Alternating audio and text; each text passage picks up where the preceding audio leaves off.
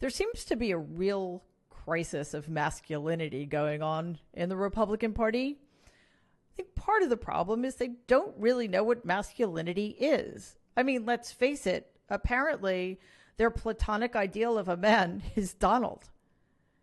Recently, Tom Klingenstein, chair of the Claremont Institute, said that he wants Donald to run in 2024 because, quote, in war, you must make a stand. For that, we need strong men. Trump is a manly man. When manhood is being stripped of its masculinity, traditional manhood, even when flawed, is absolutely essential, end quote. I have no idea what the fuck he was talking about. But between that and Josh Hawley's upcoming book called, I kid you not, Manhood, they just don't have a clue. I'm sorry. It's so funny. During a recent press conference, Governor Ron DeSantis, R. Hades, claimed that elementary school workers are instructed to tell kids to switch genders. Quote, that is happening in our country, he said. Anyone that tells you it's not happening is lying to you, he said, while lying to you. To the surprise of absolutely no one, Donald is hosting the Live Golf Tournament sponsored by, yes, the Saudi Arabian murderers of Jamal Khashoggi and, of course, the masterminds behind September 11th at his Bedminster golf course. I guess we have Jared to thank for that. The Greek tragedy that is the life of Alan Dershowitz continues to unfold on Martha's Vineyard, where he has been turned away from speaking at the Chilmark Public Library in order to talk about his latest book. Dozens, hundreds, thousands, millions of people have clamored for him to be allowed to appear.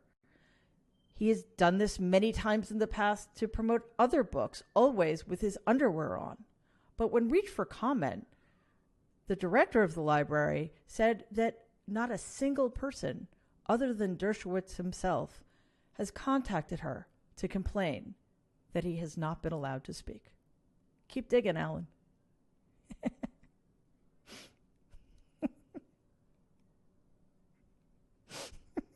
Such a fucking loser.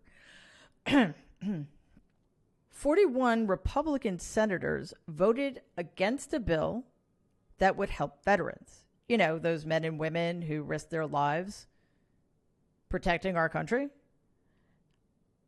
Now, the bill was specifically to provide funds for veterans who have cancer resulting from their exposure to toxic burn pits while serving our country. Now, you could say, well, not all of the Republicans voted against this. At least some, 8, voted for it, right?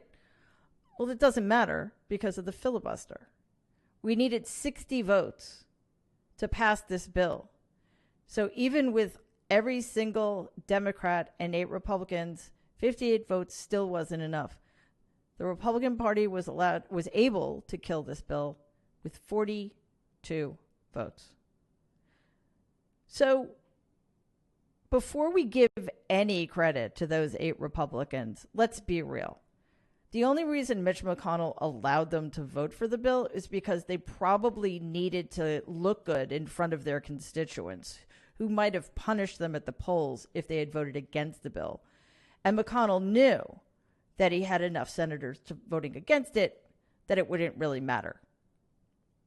I would tell you the names of every single one of these Republicans, but first of all, it would take too long.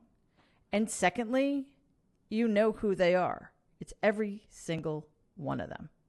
Just in case you think that these 41 Republicans didn't have a choice, or that they cast this vote with a heavy heart, but it really just came down to political advantage, I refer you to this picture where they're fist bumping each other. So no, Republicans in the Senate never get credit for anything because, quite honestly, they're just fucking monsters.